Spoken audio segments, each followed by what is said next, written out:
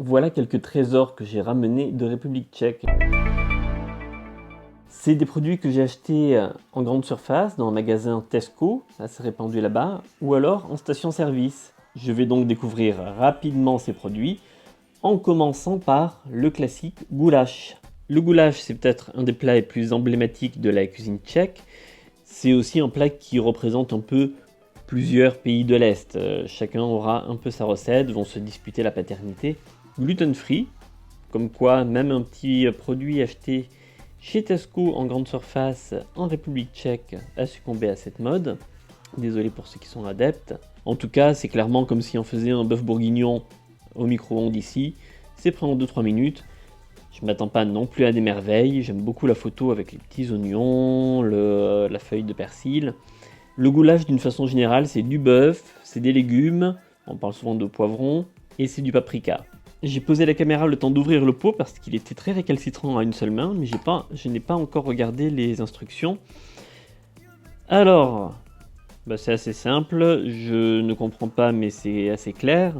On enlève l'opercule, on met au micro-ondes pendant 2 à 3 minutes à 750 watts et c'est bon, dobro chaud.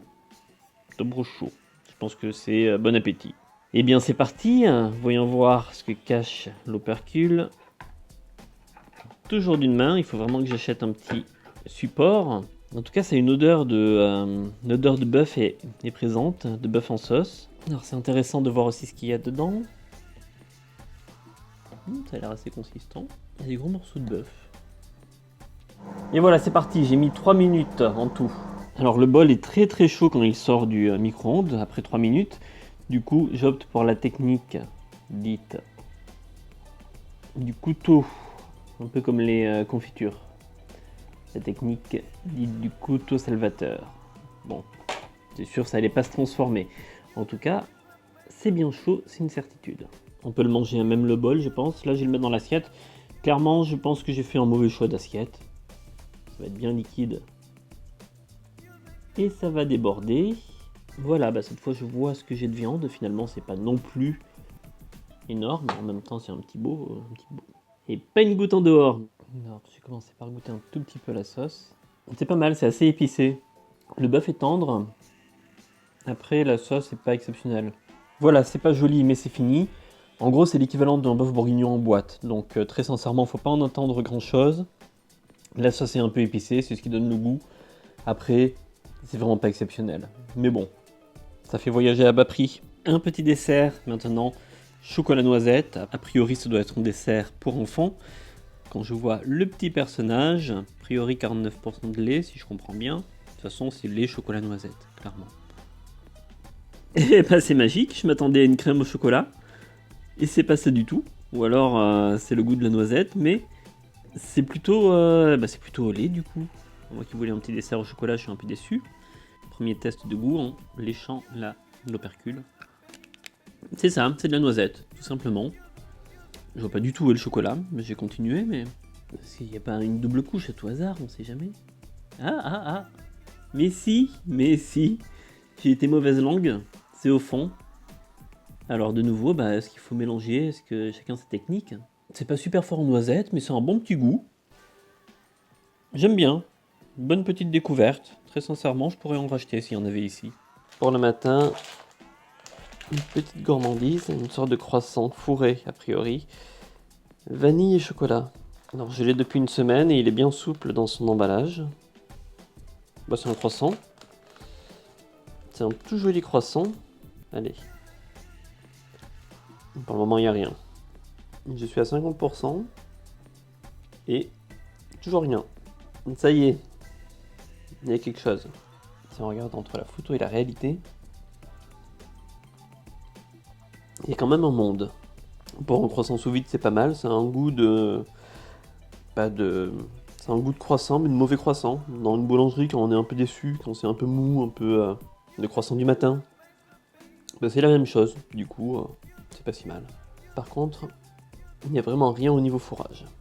Eh bien, je crois que je vais aller m'acheter un vrai pain au chocolat pour fêter tout ça. Allez, c'est l'heure du café et d'un petit ours brun brumique. Il y a des gâteaux comme ça qui existent ici aussi. Ça fait longtemps que j'en ai plus mangé. Et 117 calories direct, poum, pour ce petit câlin coquin, malin, petit ours brun. Alors, est-ce que ça ressemble bien à un ours? Attention. Et... mystère et boule de gomme. Tadam. Bon. Regardez-le bien. Regardez-le de près. En fait, on dirait plus le Bibendum Chamallow de SOS Fantôme qu'un ours. En tout cas, il a la gueule bien grillée. Ah, il est fourré. Allez. Les cœurs fondants, c'est pas leur truc. Hein. Ils les mettent en photo, mais... ça marche jamais dans la réalité. Déjà avec l'autre petit gâteau, c'était pas génial. Il y a le nombril, comme c'est bien fait. Il n'y a rien au centre. C'est dur. En même temps, visuellement, on m'avait rien promis.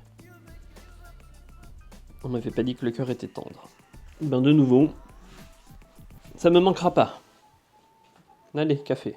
Petit déjeuner du jour. Un thé. Thé de marmotte. Et puis... ça. Une sorte de gaufrette à la framboise, mascarpone et framboise. Alors, combien de calories dans cette petite chose? Oh, mais c'est pas léger du tout. C'est pas léger. J'attaque la journée en calories. Oh, le mazette. Attention. C'est blindé en sucre, je pense, parce que ça colle aux doigts. Alors, bon, il est moins joli, hein. C'est pas tout à fait la même chose. C'est pas la première fois, mais je crois qu'il y a vraiment un souci sur le fourrage avec les pâtisseries industrielles tchèques. C'est toujours un peu de l'arnaque. Normalement, si je croque au milieu, je devrais avoir la framboise. Eh bien non. Il y a 2 touches de mascarpone. C'est bien gras, hein, la vache. Alors, je crois que la framboise, c'est le truc qui est là, en bas. J'ai peut-être même me le garder pour plus tard parce que c'est bourratif dès le petit déjeuner. Voilà. Et voici cette fois le Fidorka. Alors, ça doit être en chocolat à la noisette. Je vais vérifier. C'est produit par Mondelez International. Donc c'est un gros groupe, un poids lourd du marché de l'alimentation. Alors, voyons voir quel goût ça a, à quoi ça ressemble.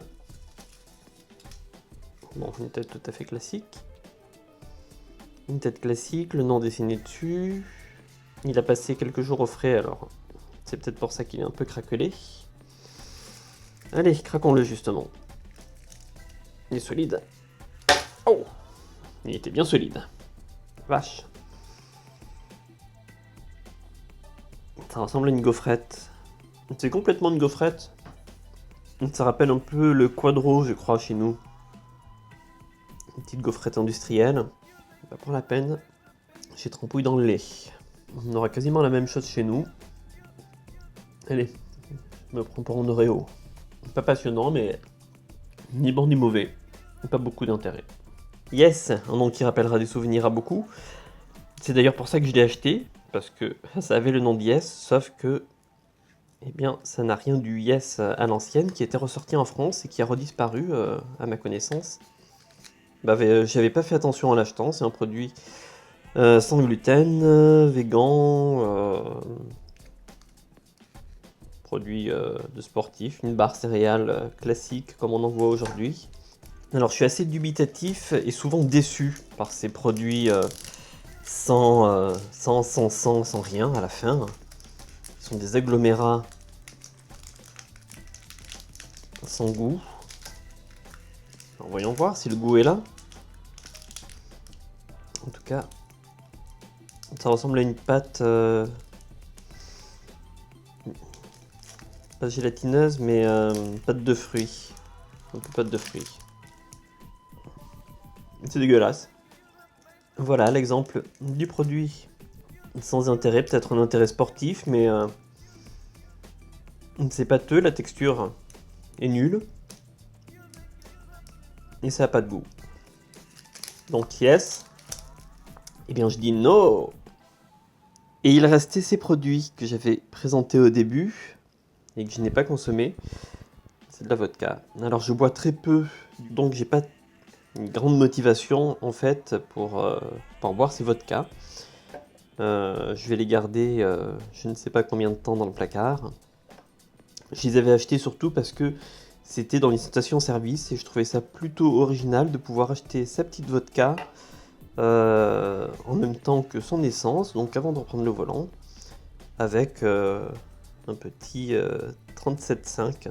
Donc ces produits, eh bien, ils vont rester dans mes placards, je vais pas les consommer de suite. Voilà pour ce petit panier repas improvisé.